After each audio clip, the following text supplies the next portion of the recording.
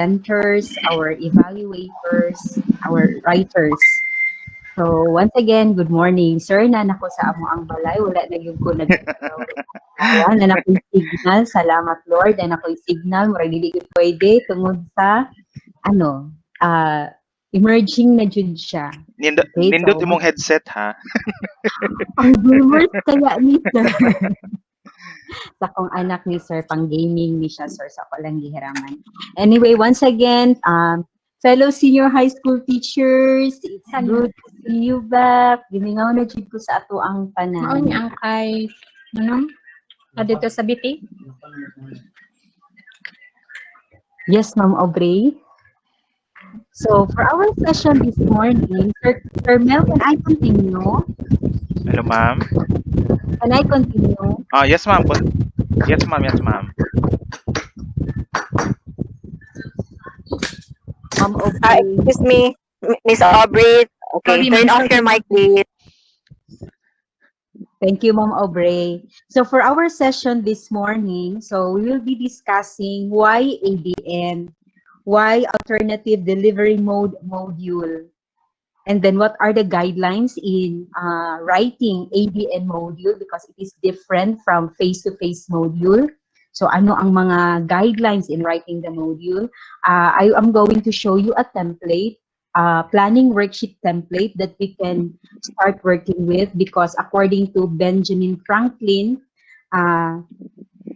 failure to plan daw is planning to fail. So therefore, before we are going to write our module, we are going to plan it very well so that during the writing process, we will not be changing all over again our activities.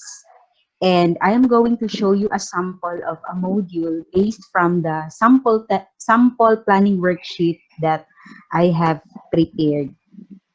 So let's start the ball rolling. So I'm going to show you my PowerPoint presentation. Is it projecting, sir? Yes, ma'am. Okay, clear? Yes, ma'am. Clear. Okay, thank you, sir. Dili So, Dili naman yes, mo sir, slideshow, ma'am. ma'am, no? Kay mo karat, ma'am, paras dati. Gamay lang siya. Okay raman po Okay, siya, ma'am. ma'am. Makitaan man. Hi, Ma'am Ruth. Okay, how about that one? Kasi mo gawas na sa screen, sir, ba? Okay na, ma'am. Yan na, ma'am. Okay na. Okay, sige. So, writing the ADM module. So, let us try to review what is ADM. So, alternative delivery mode or ADM is defined in Republic Act number 10618. So, actually ADM, the delivery or the ADM or the alternative delivery mode has already been tried and tested as alternative modalities of education. So, why do we have ADM, especially for learners at risk of dropping due to personal, social, and economic constraints in their schooling? So, kinsa ang mga target learners for ADM? Review lang ni siya so that we will know why we are having ADM.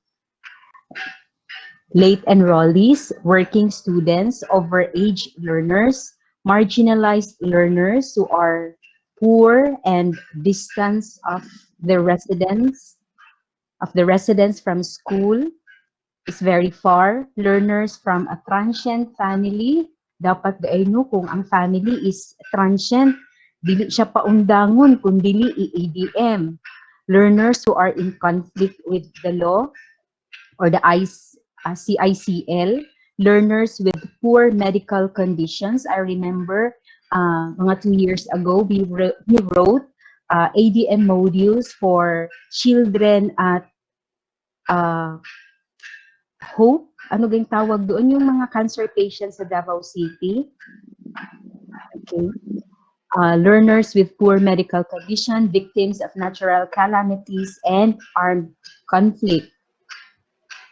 Learners involved in curricular and co-curricular activities. Learners who need to take care of their siblings and do other household chores. So These children should not drop from school but instead be given ADM.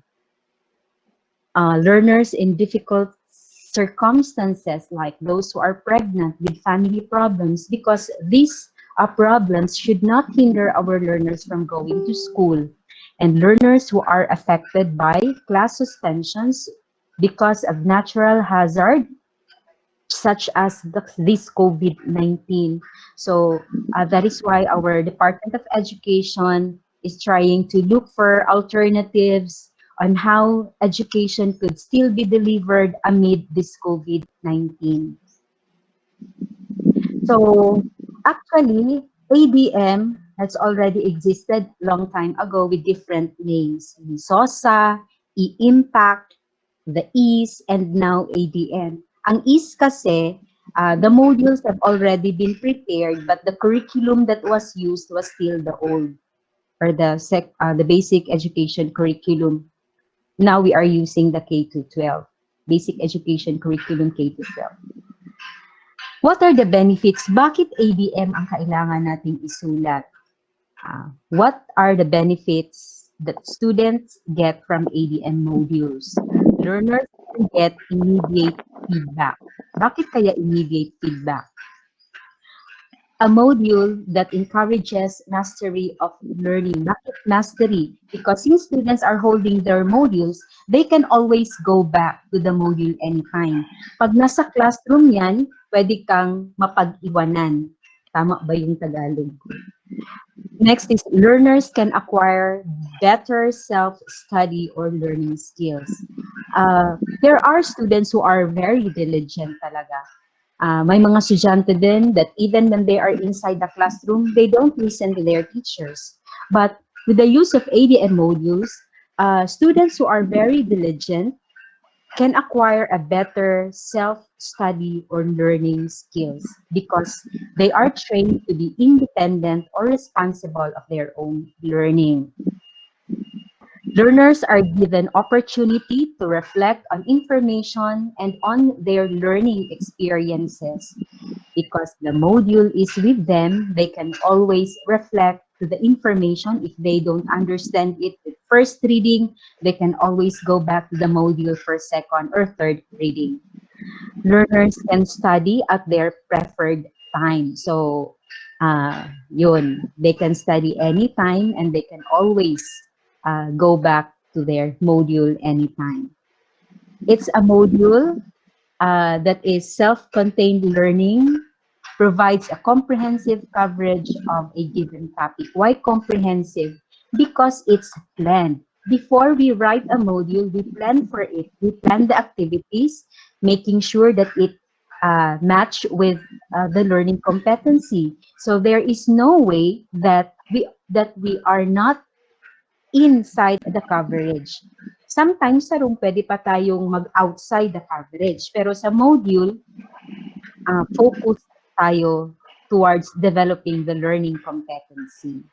So as I said earlier, since it is a module that will be used by the students themselves, without the teacher on their side, without the teacher explaining the concepts to them, and they should be responsible of their learning. That is why it is very important that the module will be quality assured on content, language, and design and layout, of which this will be discussed